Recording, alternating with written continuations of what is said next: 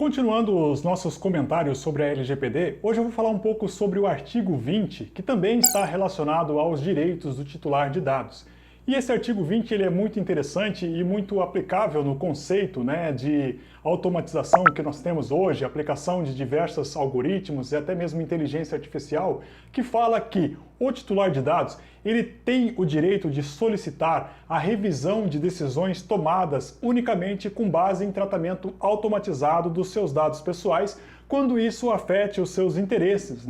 incluindo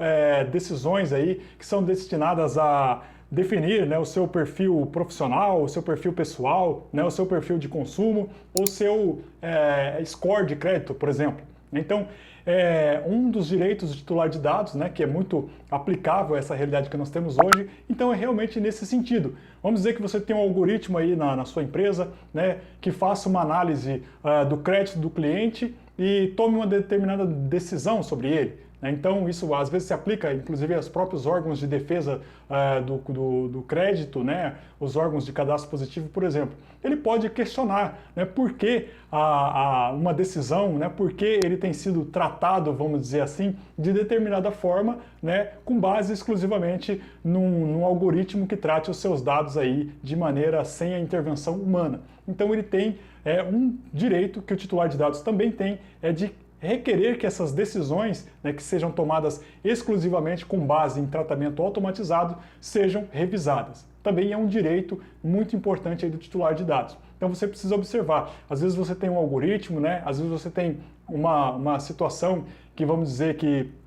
dá um determinado limite de crédito para o teu cliente, uma situação que dá uma condição específica para ele, e se ele entende que aquilo ali afeta os seus direitos e está contraditório, ele tem o direito de requerer essa revisão ali, se isso for tomado, se isso for tratado apenas por meios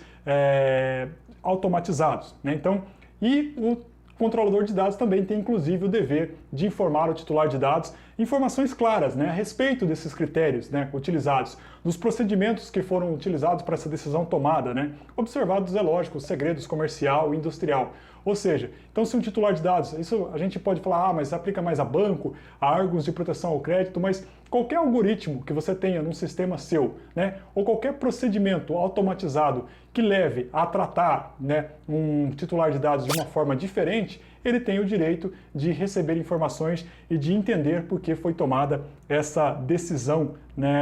referente a ele aí nos seus sistemas ou na sua forma de controlar esses dados.